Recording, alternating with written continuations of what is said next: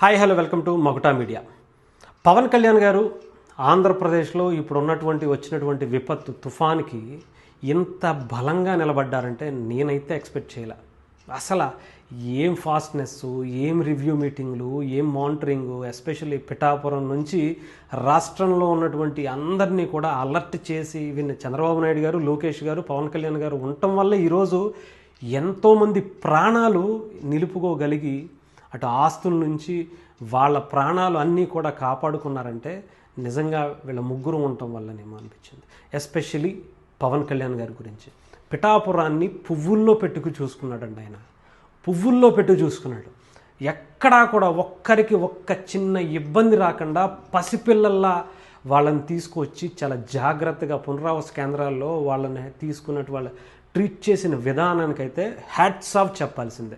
Especially Kakinada MLA పంతం నానాజీ గారు కావచ్చు, తంగెళ్ళ ఉదయ్ శ్రీనివాస్ గారు కావచ్చు ఎంపీగా, అక్కడ తుమ్మల బాబు గారు కావచ్చు, మిగతా జనసేన పార్టీకి సంబంధించినటువంటి నాయకులు, కలెక్టర్లు, పోలీసులు అందరూ కూడా అయ్యమ్మ రండమ్మ మీరు దయచేసి మిమ్మల్ని జాగ్రత్తగా చూసుకుంటాం పవన్ కళ్యాణ్ గారు పంపించారు రండి అని చెప్తుంటే, ఎస్పెషల్లీ ఒక అతను కూడా చెప్తున్నాడు పిఠాపురం ఆయన రానవసరం లేదు, చాలా అద్భుతంగా చూసుకుంటున్నారు మమ్మల్ని, ఇంత జాగ్రత్తగా చూస్తారని మేము ఎక్స్పెక్ట్ చేయలేదు, నిజంగా మేము అదృష్టం చేసుకున్నాము, పిఠాపురంలో మేము పుట్టడం, మేము పిఠాపురంలో పవన్ కళ్యాణ్ గారిని గెలిపించుకోవటం మేము ఏ జన్మలో చేసుకున్నటువంటి పుణ్యంగా భావిస్తున్నామని కొంతమంది అంత ఎమోషన్ అవుతున్నారంటే నిజంగా వేరే వాళ్ళైతే నాకైతే తెలీదు. నేను వాళ్ళని చెప్పను, కానీ వదిలేసేస్తే మనం ఇప్పుడు వెళ్తే మనకేదన్నా అవుతుందేమో అనుకునేటువంటి పరిస్థితులు ఉంటాయి.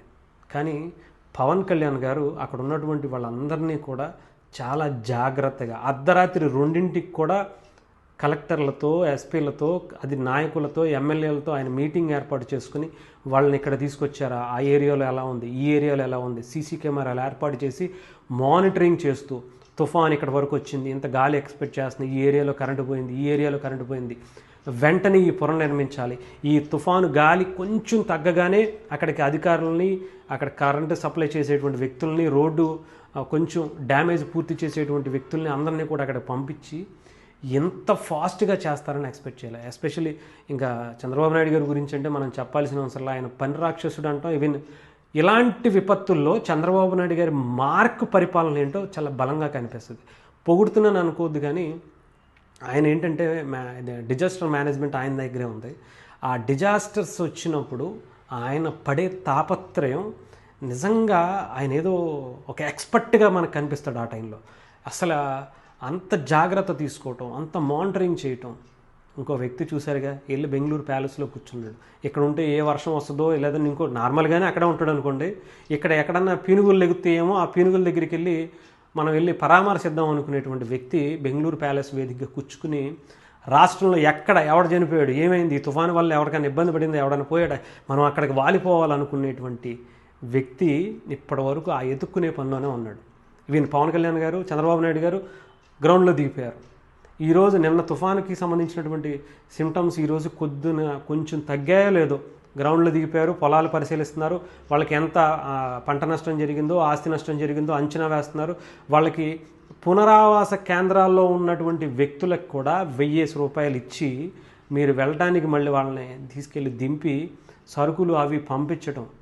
అసలు నిజంగా చెప్పాలంటే పిఠాపురం అయితే అసలు ఎన్ని రకాలైనటువంటి బిర్యానీలు అంట, ఇంకొకటి అంట, అసలు వాళ్ళు ఏదో పిక్నిక్ వచ్చారా అన్నట్టుగా ఫీల్ అయ్యే అంత జాగ్రత్తగా పవన్ కళ్యాణ్ గారు వాళ్ళ నాయకులు, అక్కడ ఉన్నటువంటి అధికారులు చూశారంటే ఆలోచించండి. సో డెఫినెట్గా ఇలాంటి నాయకత్వం కోసమే, ఇలాంటి ఎక్స్పీరియన్స్ కోసమే పవన్ కళ్యాణ్ గారు పట్టుబట్టి చంద్రబాబు నాయుడు గారు లాంటి వ్యక్తిని తీసుకొచ్చారు. ఎందుకంటే పవన్ కళ్యాణ్ గారు లాంటి నిజాయితీ పరుడు, వీళ్ళిద్దరి కాంబినేషన్స్ ఎంత పర్ఫెక్ట్గా సెట్ అయింది అనడానికి మన ఈ విపత్తు నుంచి ఒక్క ప్రాణ నష్టం కూడా జరగకుండా అంత జాగ్రత్తగా మానిటరింగ్ చేశారంటే ఆలోచించండి. సో డెఫినెట్గా వీళ్ళిద్దరి కలయిక ఆంధ్రప్రదేశ్కి చాలా అవసరం. ఎస్పెషల్లీ పవన్ కళ్యాణ్ గారు లాంటి నాయకత్వం, నిజాయితీగా సేవ వైపే రాజకీయం ఉండాలి, రాజకీయం అంటే ప్రజలకి సేవ చేయటమే అనే ఒక లైన్ని చాలా బలంగా పవన్ కళ్యాణ్ గారు లాంటి వ్యక్తులు తీసుకెళ్తున్నారేమో అనిపించింది.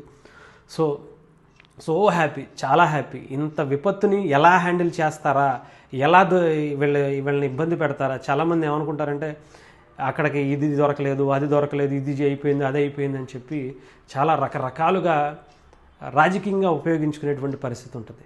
కానీ ఎవరికి అవకాశం ఇవ్వకుండా ఇంత జాగ్రత్తగా చర్యలు తీసుకున్నారంటే హ్యాట్స్ ఆఫ్ అని చెప్పాలి.